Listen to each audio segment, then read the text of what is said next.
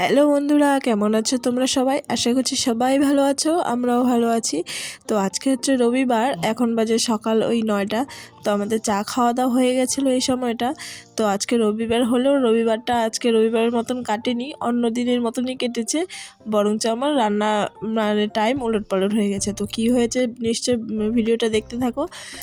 তো তার আগে বলি, এই যে জামা কাপড়গুলো কালকে একটু বেলা করে ধুয়েছিলাম, তো শুকিয়েছে, তো আধ ভিজা একটু একটু ড্যাম ড্যাম আছে। তো ভাবলাম চলো এগুলো যা মানে রোদ্রুতে দিয়ে আসি, তাহলে ভালো করে শুকাবে।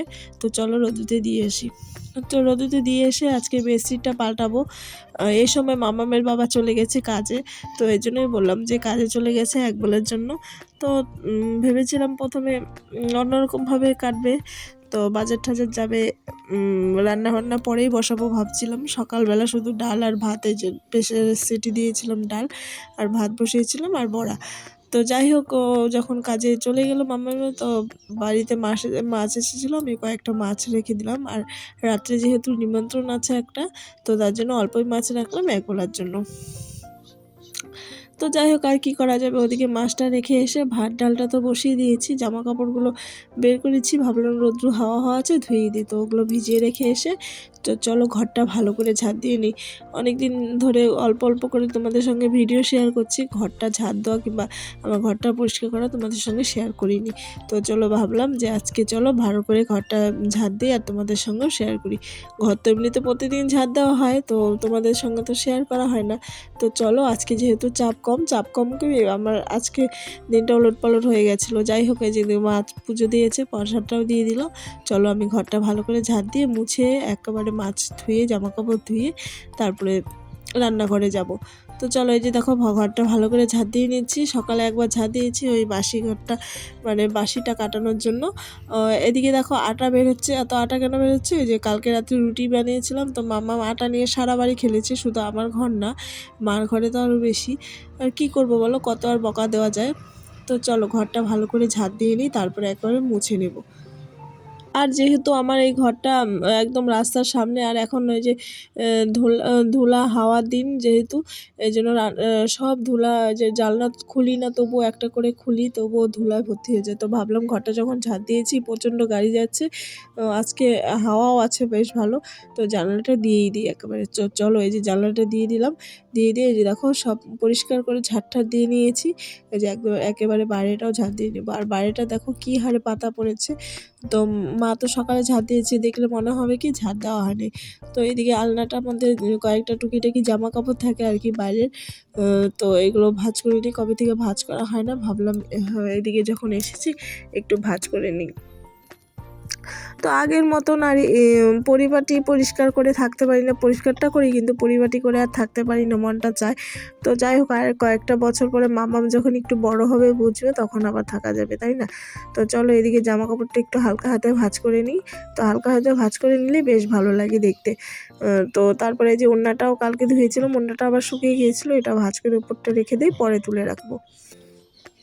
আসলে সাদা জিনিস তো ভয় লাগে, তো ভাঁজ করে এখন উঠে রাখবো। এখন আর আলমারি খুলতে ইচ্ছা করছে না। তো যাই হোক, এখানে নিচে যে জুতাগুলো এক এক করে সরিয়েও এখান দিয়ে ভালো করে ঝাড় দিয়ে নিই।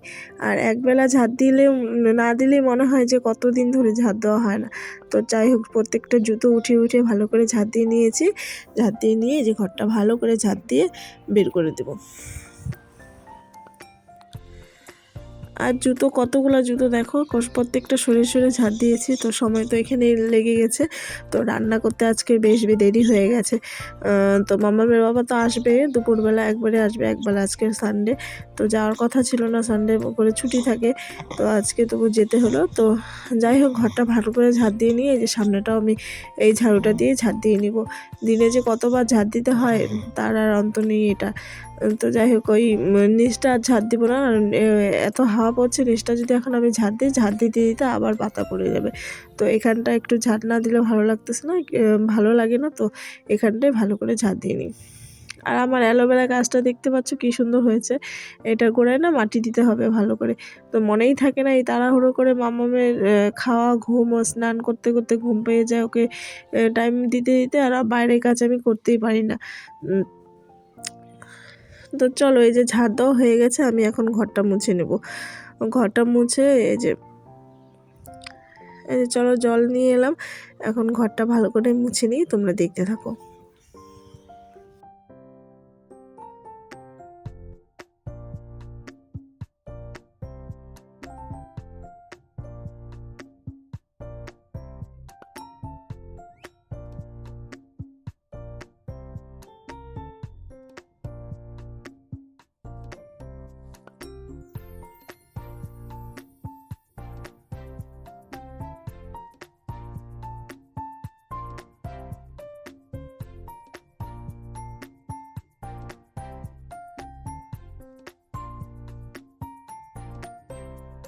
আমার ঘরটা মোছা হয়ে গেছে, এখন এই দরজাটাও দিয়ে দিই, কারণ হাওয়ার মধ্যে এই মাত্র ঘরটা মুছেছি, আরও ধোলা যাবে। তো এখন যেহেতু এই ঘরে কাজ নেই, তো ভালো করে দরজাটা দিয়ে দিলাম। আর ওই পাশটা মুছে একেবারে বাইরে চলে এসেছি, এই যে সিঁড়িটা মুছে নেব। তো এদিকে দেখতে পাচ্ছ গ্রিলটা ভালো করে আটকে দিয়েছি। আর এদিকে মাম্মাম খেলছিল, ওরা ওখানে খেলছিল, তো ওদেরকেও এখন উঠিয়ে দিব, মানে ওদেরও খেলা হয়ে গেছে, এখন ওকে মাম্মামকে স্নান করাবো। তো চলো আমার সমস্ত কাজ হয়ে গেছে। এরপরে কয়েকটা বাসন ছিল, আর মাছটা কেটে ধুয়ে হলুদ লবণ মাখিয়ে রেখে এসেছি।